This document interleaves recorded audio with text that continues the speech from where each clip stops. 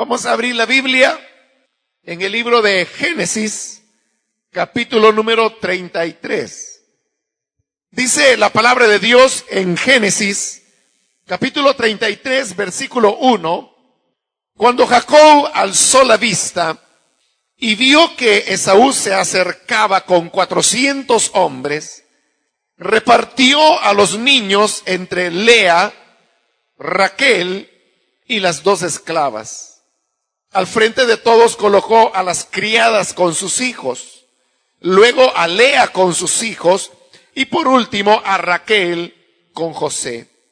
Jacob, por su parte, se adelantó a ellos, inclinándose hasta el suelo 7 veces mientras se iba acercando a su hermano. Pero Esaú corrió a su encuentro y echándole los brazos al cuello, lo abrazó y lo besó. Entonces los dos se pusieron a llorar. Luego Esaú alzó la vista y al ver a las mujeres y a los niños preguntó: ¿quiénes son estos que te acompañan? Son los hijos que Dios le ha concedido a tu siervo, respondió Jacob. Las esclavas y sus hijos se acercaron y se inclinaron ante Esaú. Luego Lea y sus hijos hicieron lo mismo y por último también se inclinaron José y Raquel. ¿Qué significan todas estas manadas que han salido a mi encuentro?, preguntó Esaú. Intentaba con ellas ganarme tu confianza, contestó Jacob. Hermano mío, repuso Esaú, ya tengo más que suficiente. Quédate con lo que te pertenece. No, por favor, insistió Jacob. Si me he ganado tu confianza, acepta este presente que te ofrezco, ya que me has recibido tan bien. Ver tu rostro es como ver a Dios mismo. Acéptame el regalo que te he traído. Dios ha sido muy bueno conmigo y tengo más de lo que necesito. Fue tanta la insistencia de Jacob que finalmente Esaú aceptó.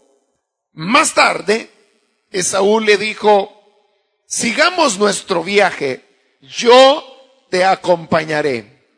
Pero Jacob se disculpó.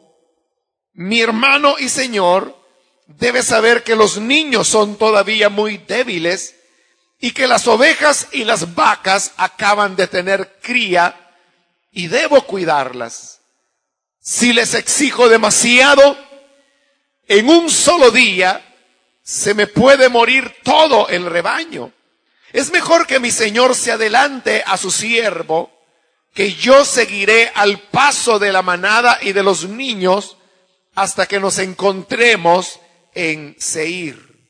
Está bien, accedió Esaú, pero permíteme dejarte algunos de mis hombres para que te acompañen. ¿Para qué te vas a molestar?, contestó Jacob.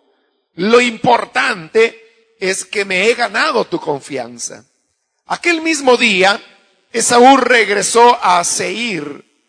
Jacob, en cambio, se fue hacia Sucot y allí se hizo una casa para él y cobertizos para su ganado. Por eso a ese lugar se le llamó Sucot. Cuando Jacob volvió de Padán Aram, llegó sano y salvo a la ciudad de Siquem en Canaán y acampó frente a ella. Luego, por 100 monedas de plata, les compró una parcela a los hijos de Hamor, el padre de Siquem, y allí instaló su carpa. También construyó un altar y lo llamó el Elohé Israel. En la lectura que hemos tenido el día de hoy, hemos llegado finalmente al encuentro entre Jacob y su hermano Esaú, después de 20 años de la última vez que se habían visto, cuando Jacob tuvo que salir huyendo de su hermano Esaú porque lo amenazaba a muerte. Y precisamente por ello es que ahora que el Señor le ha hablado a Jacob y le ha dicho que regrese a Betel, Jacob entiende que el ir a Betel es solamente una parte de lo que Dios le está pidiendo.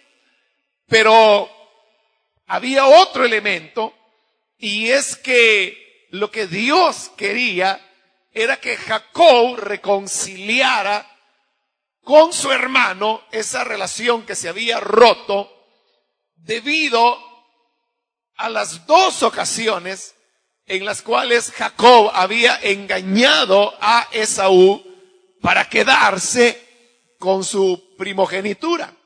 Primogenitura que al final Jacob recibió, pero engañando también a su padre Isaac. Estudiamos la semana anterior cómo Jacob, la noche antes de enfrentarse a su hermano Esaú, él luchó con Dios. En el vado de Jaboc, Jacob decidió quedarse solo después, según él, de haber puesto a salvo a su familia. Pero estando solo, comenzó a luchar con Dios, y cuando ya amanecía, el Señor tuvo que descoyuntarlo de su cadera para poder derrotarlo, hasta que, como lo dice Oseas, Jacob lloró y rogó, pero el Señor terminó bendiciéndole, cambiándole su nombre de Jacob por el nombre de Israel. Ahora, eso lo estudiamos y expresamos que fue el momento culminante cuando Jacob logra ganar esa batalla con Dios, y él ahora está preparado para ir y enfrentarse con su hermano Esaú. Quien ha salido cojeando o rengueando es Jacob, y él ha tenido que ser herido para que su yo pueda morir. Entonces, en esa noche que él ha batallado con Dios, lo que Jacob ha logrado es vencer su yo. Y decíamos que el peor enemigo que nosotros tenemos es nuestro yo. El peor enemigo no era el hermano que amenazaba a muerte a Jacob. El peor enemigo no había sido Labán, que lo había engañado muchas veces, lo había estafado, lo había explotado.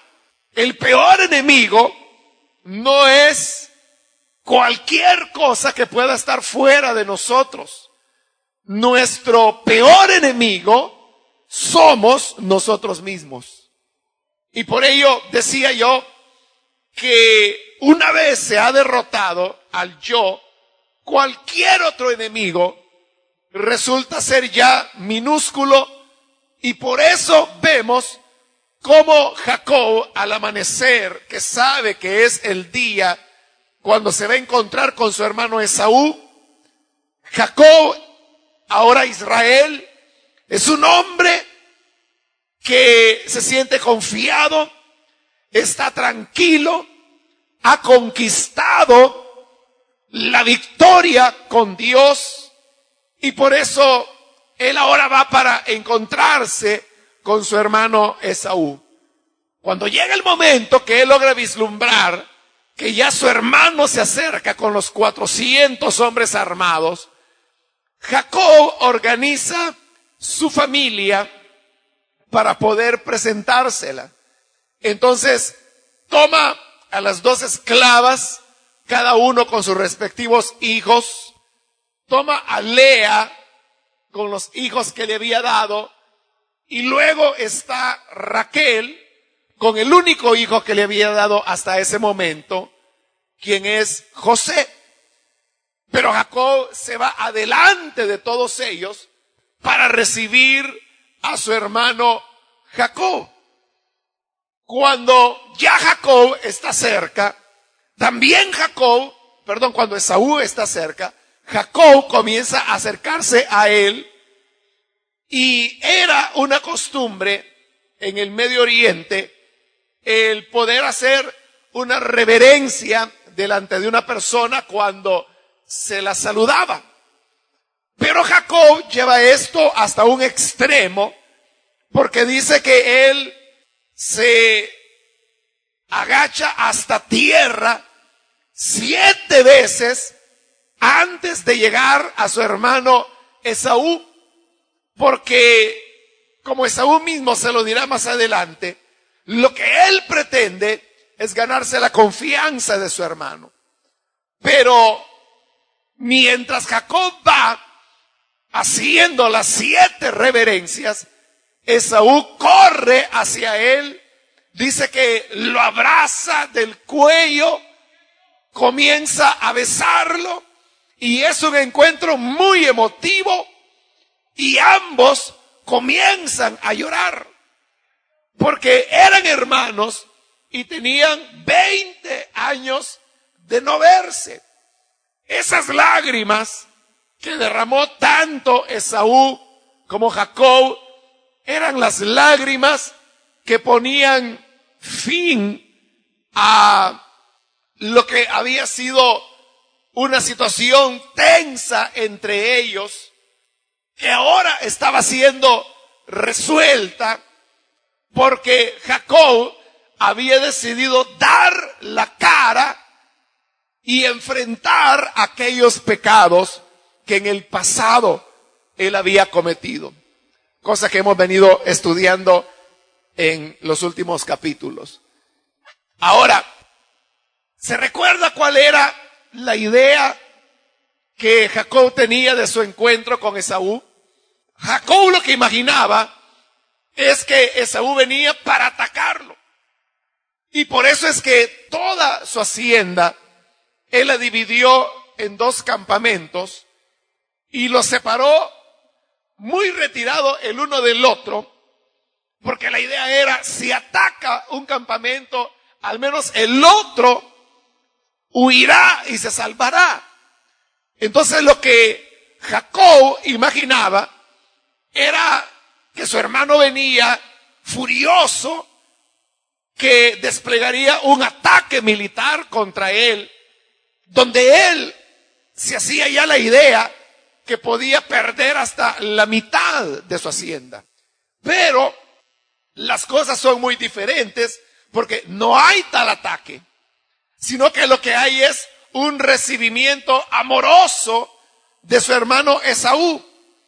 Fíjese que el relato que se hace acá, cuando dice que Esaú se echó o le echó los brazos al cuello a Jacob, lo abrazó y lo besó, esas son casi idénticas palabras a las que utiliza Lucas cuando relata la parábola del hijo pródigo, y cuando el hijo pródigo viene de regreso para reconciliarse con su padre, y él viene pensando en lo que le va a decir, y él ha ensayado y ha pensado decirle: Padre, he pecado contra el cielo y contra ti, ya no soy digno de ser llamado como un hijo tuyo, y no espero que me recibas como hijo, solamente espero que me tomes como uno de tus empleados,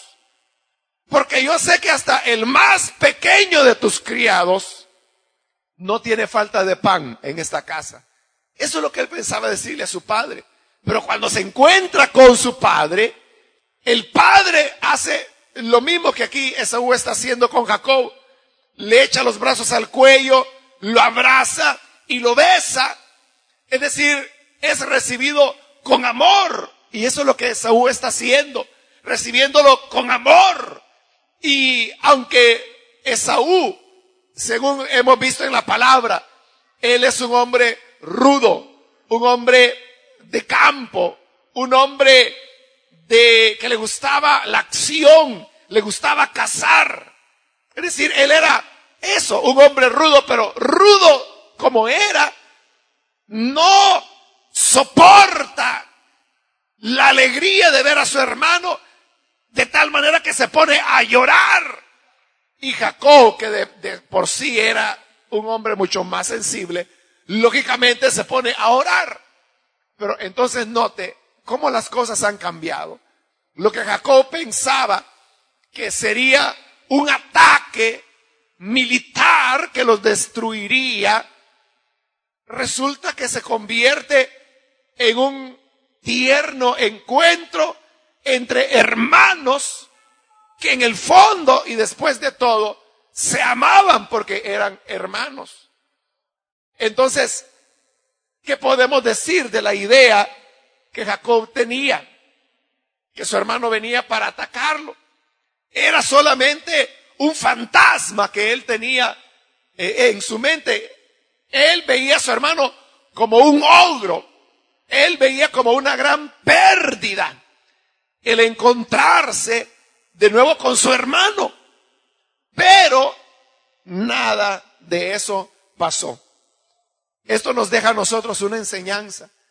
Y es que mientras nosotros no tenemos una reconciliación con aquellos a quienes hemos mentido, engañado, como era el caso de Jacob, o hemos robado, le hemos quizás sido infiel a una persona, hemos causado cualquier tipo de daño.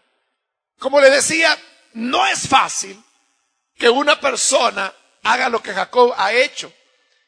Y es ir y decir la verdad. Ir y llegar delante de su hermano y decirle, mira, yo te mentí, te engañé, le mentí a nuestro padre también, pero aquí vengo de regreso, quiero resolver eso que hice malo. Para eso se necesita mucha valentía espiritual. Mucha valentía espiritual. Y yo le decía, cuando estudiábamos esa parte, no es fácil. Eso no es fácil. Pero mientras la persona no se atreve a dar el paso que sabe que tiene que dar, esa persona comienza a imaginar que esa relación o reconciliación más bien será difícil. Y dice, me va a salir enojado, me va a salir enojada. Es que si yo voy y enfrento las cosas, quizá me va a tirar la puerta en la cara. Uno comienza a ver como muy dificultuoso el reconciliar una relación dañada, en pedir perdón por un pecado cometido. Pero cuando nuestro yo ha sido derrotado, cuando ya pasamos por el vado de Jaboc, como había pasado Jacob, y donde Dios le derrota su orgullo y él sale cojeando, entonces aquello que parece difícil a la hora de la hora resulta más fácil de lo que usted se había imaginado. Como le pasó a Jacob, lo que él veía como algo fatídico, donde él decía, por lo menos la mitad de todo lo que el Señor me ha dado lo voy a perder, porque mi hermano vendrá lleno de ira contra mí, vendrá furioso, buscando venganza, buscando expulsarme de esta tierra. Y es todo lo contrario. Lo recibe con amor, lo recibe bien en la tierra a la cual ha llegado, porque siempre que hacemos las cosas como Dios manda, todo nos saldrá bien. Todo le irá bien a aquel que teme a Dios, que hace lo correcto y que lo hace en obediencia a Dios. Jacob le presenta su gran familia a su hermano Esaú. Y luego Esaú le pregunta, mira, ¿y qué son todos esos rebaños con los que yo me he encontrado? Entonces viene Jacob y le dice, ellos yo los envié con el propósito que tú pudieses ganar confianza conmigo. Intentaba con ello ganarme tu confianza. Y Esaú le responde, estoy en el versículo 9, hermano mío, ya tengo más que suficiente, quédate con lo que te pertenece. Esaú no quiere recibir lo que Jacob le da como un regalo, que es bastante regalo, como ya lo hemos mencionado en su oportunidad. Pero aquí algo ha pasado. Y es que aquel Esaú que Jacob dejó 20 años atrás, el Esaú ambicioso, el Esaú que quería la bendición de la primogenitura, habiéndola despreciado, algo ha pasado con él, porque ahora él ya no está sediento de riquezas o de bienes.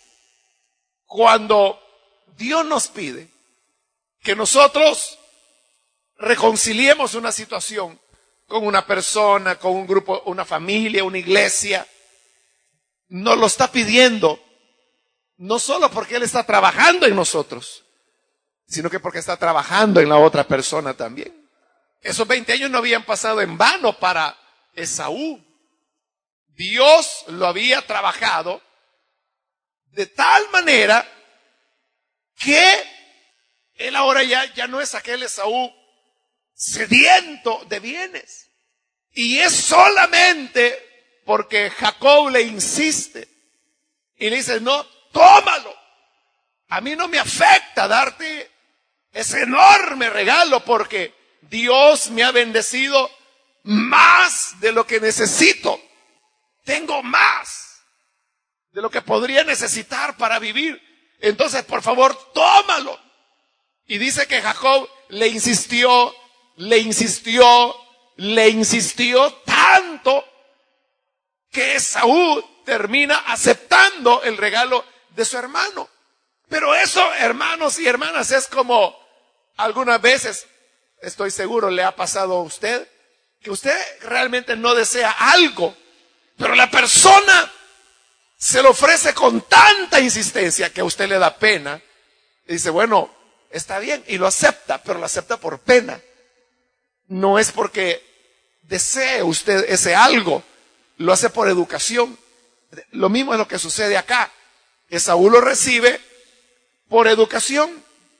Ahora, después de haberse encontrado y haber departido un momento, Esaú le dice, sigamos nuestro viaje, yo te acompañaré. Porque recuerde que Esaú ha venido a recibirlo el camino. Ahora quiere que continúen hasta llegar a casa.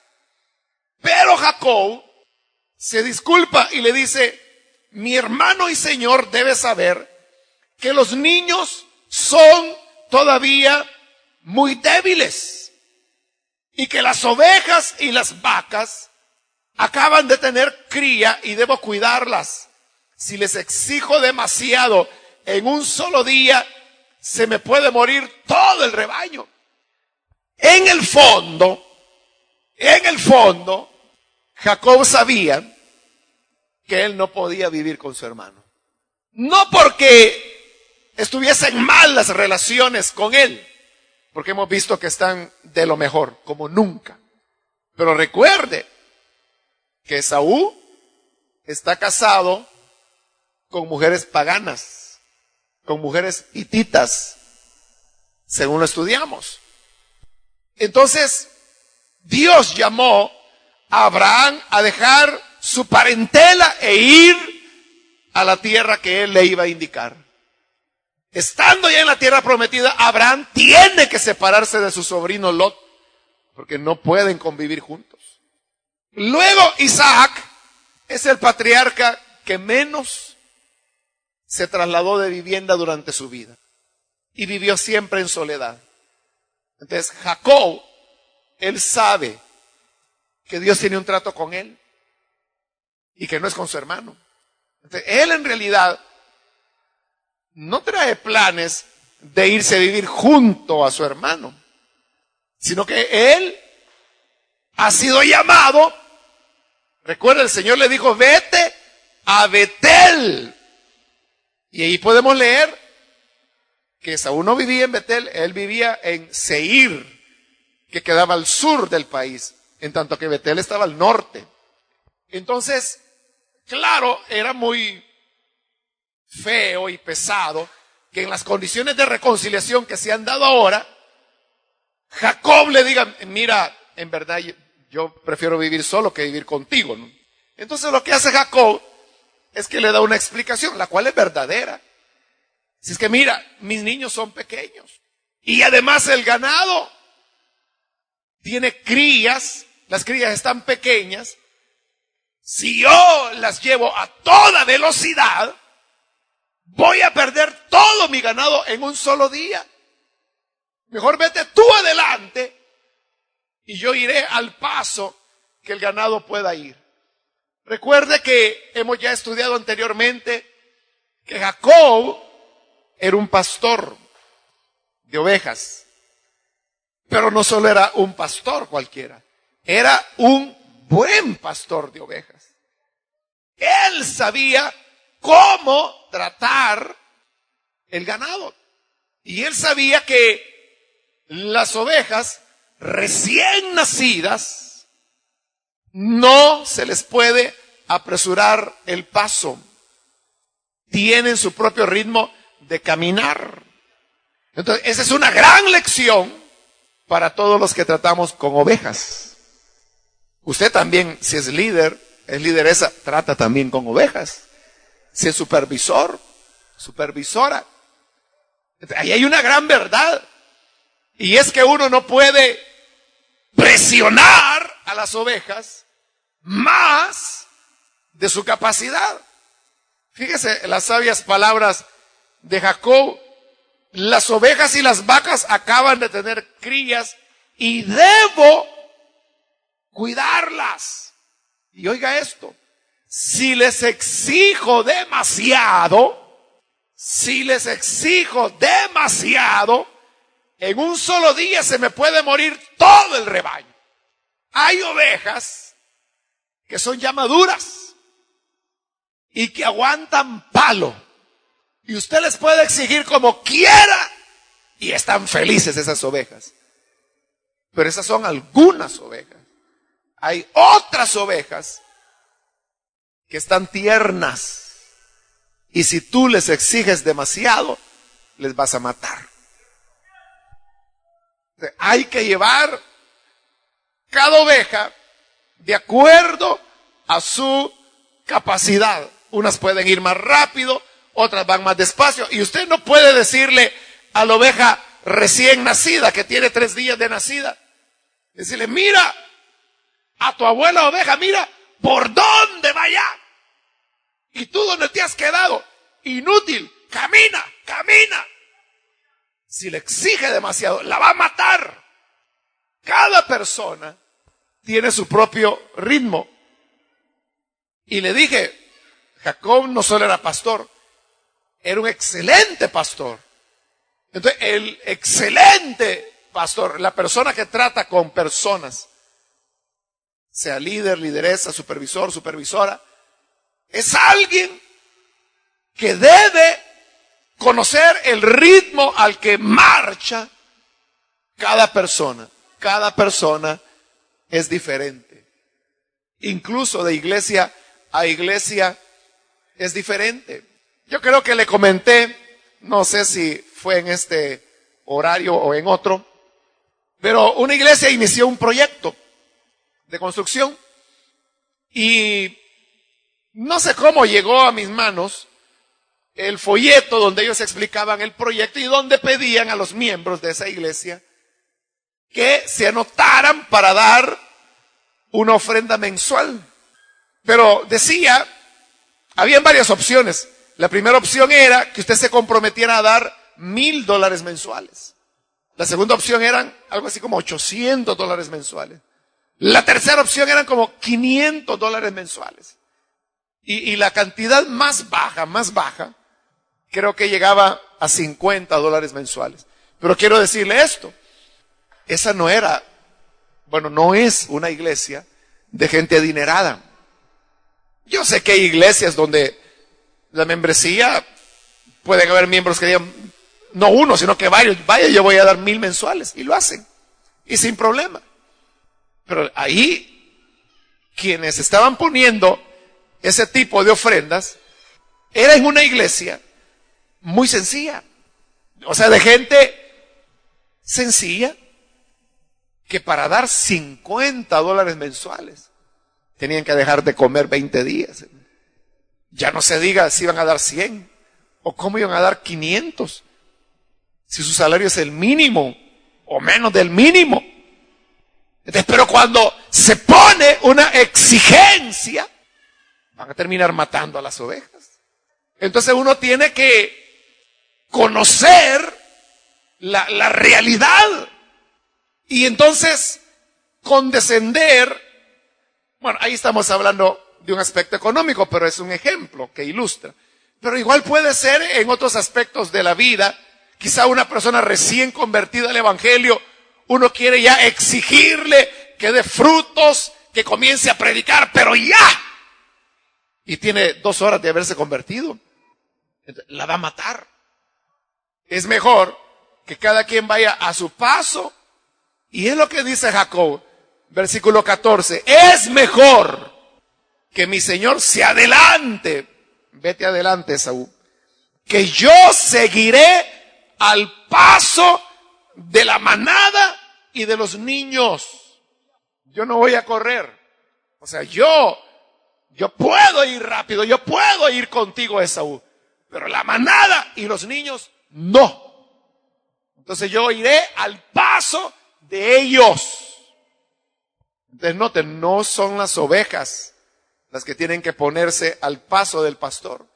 Es el pastor el que tiene que ponerse al paso de la gente para llevarlos con vida y llevarlos con bien. Y le dice, y luego después nos encontraremos en Seir.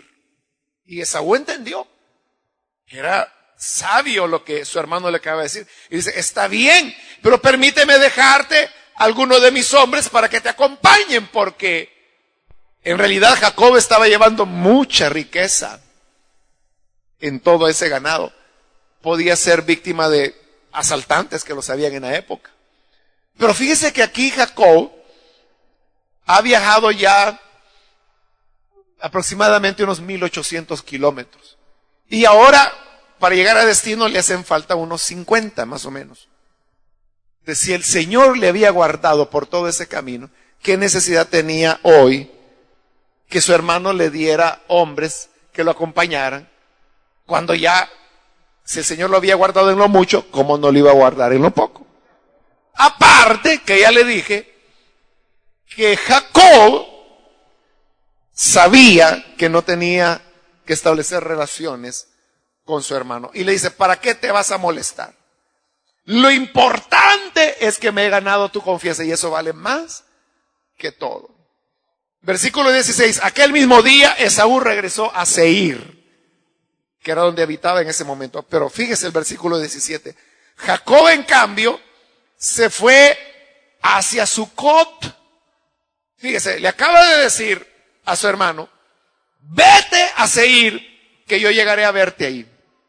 Y se va Esaú hacia Seir, que ya le dije, es hacia el sur. Pero entonces viene Jacob y agarra para el norte, hacia Sucot. ¿Por qué le dijo que nos vemos allá cuando agarra en dirección opuesta? Algunos han dicho que Jacob le mintió a su hermano Esaú, pero no necesariamente, porque probablemente él fue y lo visitó, pero era claro que no se iba a quedar a vivir con él, sino que él quería estar lo más retirado de su hermano posible, ya no por enemistad, sino por las razones de llamado que Dios le ha dado y porque el heredero de la promesa es Jacob y no Esaú, aunque Esaú será muy bendecido como lo vamos a ver más adelante cuando lleguemos a la genealogía de Esaú, que también es llamado Edom. Entonces, Jacob comete errores. Y un error es que al llegar a esa región que no tenía nombre, pero que él le va a poner el nombre de Sucot, dice que allí hizo una casa para él y cobertizos para su ganado. Entonces, cuando se construye una casa, no es para quedarse ahí 3 días o una semana, porque para eso no se construye una casa. Se construye para vivir largo tiempo.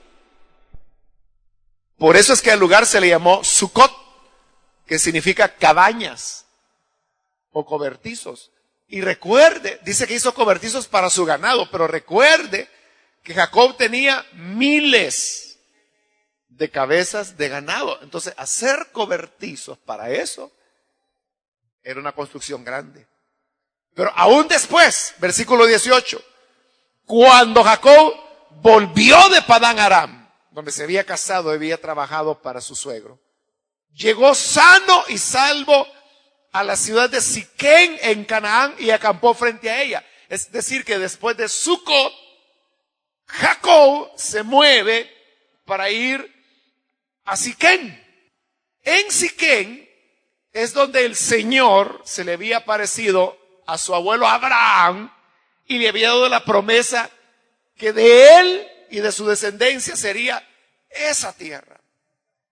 Pero hoy, décadas después, como 100 años después,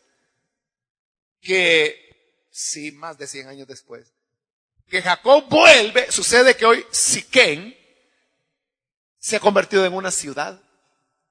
Porque ahí dice, versículo 19, por 100 monedas de plata, les compró una parcela a los hijos de Hamor, el padre de Siquén, y allí instaló su carpa frente a la ciudad, porque ahora ya era una ciudad que se llamaba Siquén. Ahora, recuerde que aquí estamos aproximadamente en el año 2000 antes de Cristo. Y cuando ahí habla de ciudades, no es lo que hoy nosotros entendemos como ciudades. Siquén, que ahí es llamada ciudad, era más lo que nosotros hoy llamaríamos un cantón. Eso básicamente era, porque ahí solo vivía una familia, que eran los hijos de Hamor. Y como el hijo mayor de Hamor se llamaba Siquén, por eso a la ciudad, cantón le llamaríamos nosotros, le puso el nombre de su hijo, Siquén. Y ahí es donde donde Jacob construye su primer altar en la tierra prometida y le pone el nombre de él, Elohé Israel, que lo que significa es Dios, el Dios de Israel. Pero le he dicho que Jacob comete errores. ¿Cuál es el error o los errores de Jacob? ¿A dónde le dijo Dios a Jacob que debía ir? ¿Quién lo recuerda? Cuando él estaba allá en Padán Aram y Dios le habló, ¿a dónde le dijo que fuera? Ven, le dijo, ¿a dónde? Ve, ¿a dónde? Exacto, a Betel. ¿Pero Jacob se fue a Betel? No. Primero se va a Sucot y luego se fue a Siquén.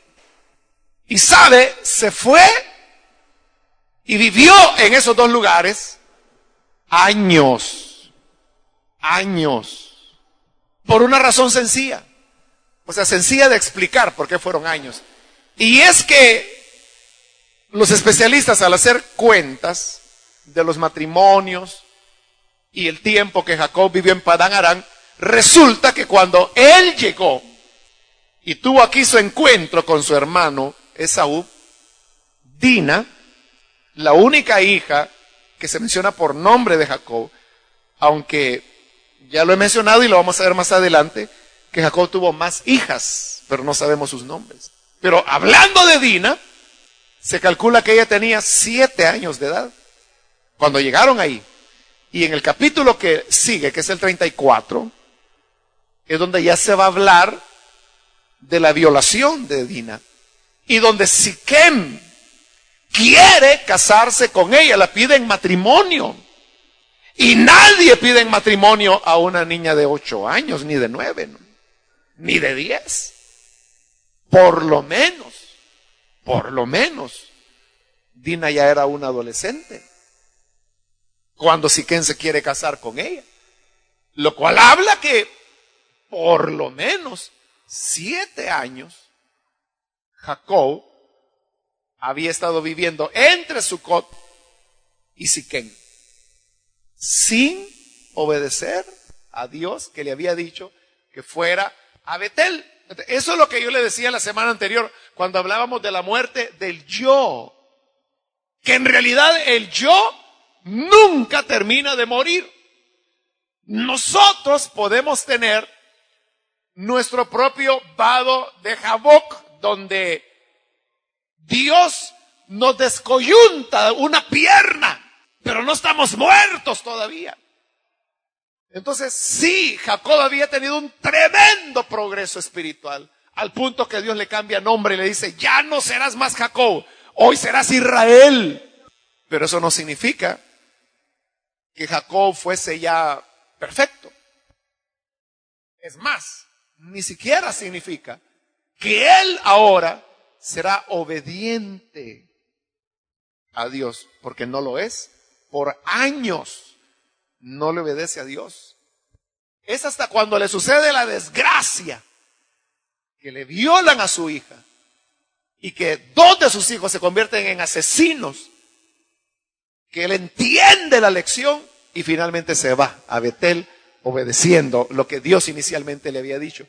Si él hubiese obedecido desde el primer momento que Dios le dio, su hija no hubiera sido abusada. Sus hijos no se hubieran convertido en asesinos. No se hubiera colocado en problemas con los habitantes de la tierra, que es de lo cual él se va a lamentar posteriormente. Y es solo por una intervención divina, que lo vamos a estudiar, que Jacob no es atacado. Porque Jacob era nuevo de haber llegado ahí. En cambio, los hijos de Hamor habían vivido ahí por décadas. Eran los conocidos. Para ellos Jacob era el extraño. Pero no lo atacan por la misericordia de Dios. Ese es un error de Jacob. Es cierto, y uno lo ve lindo, que él construye el primer altar, le pone un nombre también lindo, el Elohé Israel, Dios, el Dios de Israel. Pero como dice la palabra, más que los sacrificios es la obediencia. Muchos sacrificios él pudo ofrecer en ese altar, pero lo que Dios más quería era obediencia. Ahora, hay otro segundo error que él ha cometido acá. Y es cuando él distribuye a sus hijos. Primero pone a las criadas con sus hijos. Luego a Lea con sus hijos. Es decir, ahí están todos los hermanos y hermanas de la familia de Jacob. Pero atrás, por último, está Raquel con el único hijo que tenía de ella, José. Entonces los otros, aunque eran jovencitos, lo ven. Y ven la preferencia que Jacob tiene por José, porque es el único hijo que tiene de la mujer que él en realidad amaba. Porque a Lea ya hemos estudiado que él no la amó nunca, aunque era su esposa, su primera esposa. Entonces, esa preferencia que él muestra por José, después se van a convertir en los celos que van a llevar la historia de José a producirle un gran dolor que le va a durar décadas hasta su vejez a Jacob. Entonces note, Jacob está resolviendo un problema con su hermano de algo malo que él sembró 20 años antes. Pero hoy Él está poniendo la semilla de un error que unos años después, unos 15 años después, se le va a revertir a él. Por eso nosotros tenemos que ser cuidadosos, porque todo lo que hagamos fuera de la voluntad de Dios, en desobediencia a Él, o todo aquello en lo cual mostremos injusticia, como por ejemplo preferencia por un hijo, estamos nosotros ahí iniciando una nueva siembra, y no debemos olvidar que Dios no puede ser burlado. Todo lo que el hombre siembra, lo cosecha. Se le regresa. Eso ya lo hemos visto en Jacob. Cómo se le regresó lo que le hizo a su hermano y a su padre. Lo que hoy él está haciendo, más adelante se le regresará también. Por eso, hermanos y hermanas, nosotros caminemos siempre en temor y recordemos que más que sacrificios, lo que Dios quiere es obediencia. Porque si Jacob no se hubiera tardado tantos años en desobediencia sin ir a Betel, no hubiera tenido que vivir el dolor de una hija ultrajada y que sus hijos se volvieran asesinos y que toda su familia estuviera en peligro por los acontecimientos que vamos a estudiar en el siguiente capítulo. Es por eso mejor vivir en obediencia a Dios, y el que obedece a Dios le irá bien todos los días de su vida. Amén. Vamos a orar. Vamos a cerrar nuestros ojos.